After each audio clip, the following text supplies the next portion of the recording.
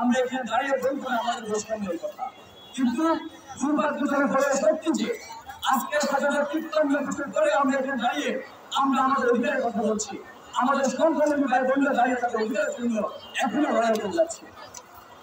উপস্থিত আপনারা জানেন, দেশ যখন ফ্যাসিবাদের কবলে আক্রান্ত ছিল, যখন ধর্ষণ এবং সংখ্যালঘুদের ভাইবোনের হামলার মামলার নির্যাতন যখন একটা বাংলাদেশের এই বাংলাদেশে অবহেলিত হয়েছিল, তখন এদেশের তারুণরা এদেশের মানুষের প্রাণ করতে সেটা হাজির হয়েছিল।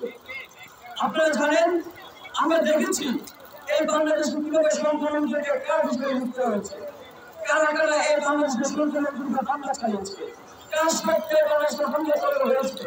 আমরা দেখেছি যারা এই যে ব্রাহ্মণবাড়িয়ার নাসিরনগর কিংবা সুনামগঞ্জের সালনা কিংবা রামপুরের একটা হামলা হয়েছিল, সে হামলাকারী হয়েছিল তাদের আজ পর্যন্ত কোনো বিচার আনা হয় নাই। কিন্তু এর বাইরে আমরা কি দেখছি, যারা হামলা করেছিল যাদেরকে এই নেতৃত্বে যাদেরকে পাওয়া গিয়েছিল, পরবর্তী তাদেরকে পুরস্কৃত করা ছিল কংগ্রেস আওয়ামী লীগের পক্ষ থেকে। আমরা দেখেছি তাদেরকে স্থানীয় পর্যায়ে অনুষ্ঠিত দিয়ে আওয়ামী লীগ তাদের উপকার পুলিশে প্রকাশ করেছিল। কিন্তু বন্ধুগণ, আমরা জানি তারা এই সংখ্যালঘুদেরকে কারা ব্যবহার করে। আমরা যখন দেখেছি পাশের দেশে নির্বাচন হচ্ছে, সেখানে আমার সংখ্যালঘু ভাই বোনেরা সেখানে ভোটের হিসেবে সেখানে ব্যবহৃত হচ্ছে, সেখানে কারণ হিসেবে ইউজ হচ্ছে আমাদের সংখ্যালঘু ভাইরা।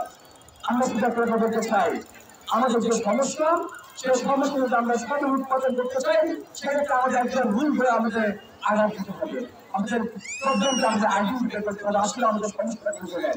আমরা যত রাজনৈতিক দল যত মানুষের গান কথা বলি, সম্প্রীতির কথা বলি, শান্তির কথা বলি, আমরা একজন মায়ের কিছু টাকা চলে গেলেন। এই যে মানুষ বলতেছে আমরা এখন ক্যামেরা আয়োজন করলাম, সেখানে সম্প্রীতি নাই, এই জন্য এখানে আমরা সবাই এখানে বসে আছি, হিন্দু মুসলিম সবাই একসাথে বসে একসাথে সম্প্রীতির কথা বলছি, শান্তির কথা বলছি। কিন্তু আদতে এই যে মঞ্চে আমাদের একটা প্রতিফলিত হয় না যে বাংলাদেশ সম্প্রীতি আগ্রহ বিরাজ করছে। এটা সংকট ছিল। দেখেন, এই যে আমরা পাশের দেশের কথা বলি, যারা আগ্রাসনবাদী, যারা বিভাজনবাদী, তারা সবসময় আমাদের এখানে বিভাজন তৈরি করতে চান নিজের স্বার্থে। আমাদের এটা বুঝতে হবে। আমরা জানি যারা বাংলাদেশের শাসন ক্ষমতা যারা আসতে চায়, তারা বাইরের দেশে তারা হচ্ছে তাদের প্রভুদের টিকি করে তারা এদেশের শাসন ক্ষমতা টিকিয়ে রাখতে চায়।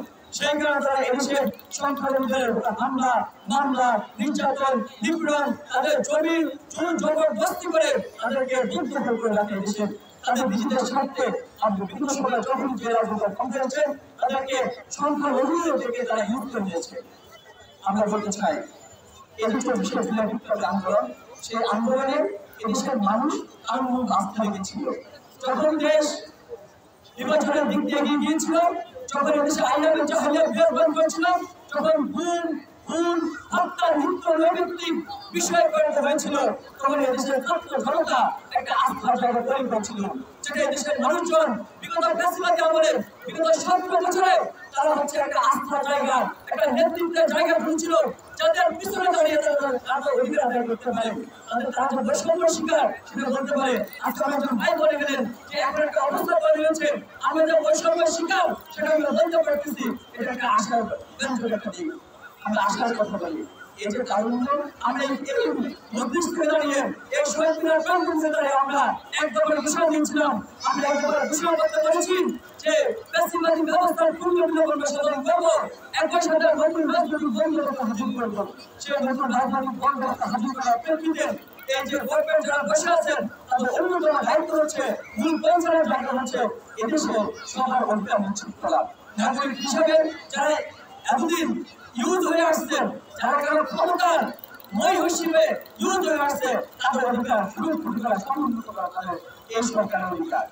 আমরা দেখেছি আমরা যখন বিপ্লবে স্বৈরাচার হাসিনা বিরুদ্ধে আমরা আন্দোলন করছি, আমরা হিন্দু মুসলিম ভাই বোন আমরা কাঁধে কাঁধ মিলিয়ে আমরা আন্দোলন করেছি। এদেশে যেমন আবু সাঈদ খুন হয়েছে, শহীদ হয়েছে, তেমন আমাদের ছোট্ট বোন সে রিয়া ঘোষণা শহীদ হয়েছিল, আমাদের সে রূপ হিসেবে শহীদ হয়েছিল। আমরা জানি এই যে রূপ হিসেবে রক্ষণ করা এই সরকার করেছে, এই যে তারুণ্যের সরকার এই অন্তর্বর্তী সরকারের মধ্যে তারুণ্যরা গিয়েছে, তারুণ্যরা দীর্ঘদিন ধরে আমাদের ভাইরা দীর্ঘদিন ধরে রাজপথে আন্দোলন করে গিয়েছে, এখন তারা নীতি নির্ধারণ পর্যায়ে গিয়েছে, তারা অবশ্যই আমরা রাখবে। আমরা দুটো বিষয় শেষ করতে চাই। যারা আমরা এখানে বড় বড় কথা বলি কিংবা হচ্ছে সামনের কথা বলি, সব সম্প্রীতির কথা বলে, শান্তির কথা বলে, আমরা দায়িত্ব শেষ না। আমরা স্থানীয় পর্যায়ে দেখি আমরা সবার সাথে মানুষ সম্পর্ক, কিন্তু জাতীয় যখন আমরা দেখতে চাই তখন আমাদের মধ্যে একটা বিভাজন তৈরি হয়। এই বিভাজন আমাদের মধ্যে কেরকম ইচ্ছাকৃত উস্কায় দেয়।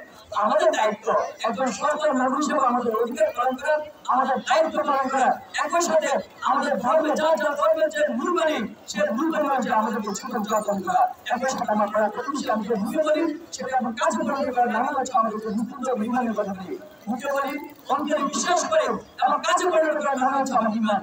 আমরা যদি ইমানটা ঠিক করতে চাই তাহলে অবশ্যই আমাদেরকে অবশ্যই আদায় করতে হবে। আমরা আপনার সাথে করতে চান, আপনারা যারা সম্পূর্ণ কথা বলছেন একই সাথে আপনার জীবনকে নিশ্চিত করতে হয়, আপনাকে আপনার দায়িত্ব পালন করতে হবে। আপনাকে মাথায় রাখতে হবে আপনার প্রাণকর্তা আপনার প্রভু বাইরের দেশের কোনো অপশক্তিরা সবসময় মাথায় রাখবেন আপনাদেরকে তারা ইউজ করে তাদের ক্ষমতা কুক্ষিগত করতে চায়, তাদের ষড়যন্ত্র দেখে তাদের এজেন্ডা বাস্তবায়ন করতে চায়। আপনার প্রাণকর্তা যদি কেউ হয় তাহলে এদেশের তরুণ প্রজন্ম, কারণ তরুণ প্রজন্ম একটা আস্থার জায়গা আপনাকে দেখিয়ে দিয়েছেন। আপনার কথা বলার স্বাধীনতা, আপনার কথা বলার যে পরিবেশ, সেই পরিবেশে দেশের তরুণ প্রজন্ম নিশ্চিত করে গেছে। আমরা যেভাবে এই বাংলাদেশকে ফ্যাসিস্ট হাসিনা মুক্ত করেছি, আমরা যখন রাজনৈতিক বন্দোবস্তের কথা বলছি, নতুন প্রজন্ম যে অঙ্গীকার আপনাদেরকে দিয়েছে, তারুণ্য যে অঙ্গীকার আপনাদেরকে দিয়েছে, আপনারা যেভাবে আমরা আমাদের হিন্দু বৌদ্ধ খ্রিস্টান যেভাবে ঐক্যবদ্ধ আমরা লড়াই করেছি, ফ্যাসিস্ট হাসিনাকে হটিয়েছি, পরবর্তী নতুন রাজনৈতিক বন্দোবস্ত ব্যবস্থা করতে আমরা একে অন্যের কাছে কাজ মিলিয়ে হিন্দু মুসলিম ভাই ভাই হয়ে একটা নাগরিক যে অধিকার সে অধিকার নিশ্চিত করবো, সে আশাবাদ ব্যক্ত করে আমি শেষ করছি। ইনকিলাব জিন্দাবাদ।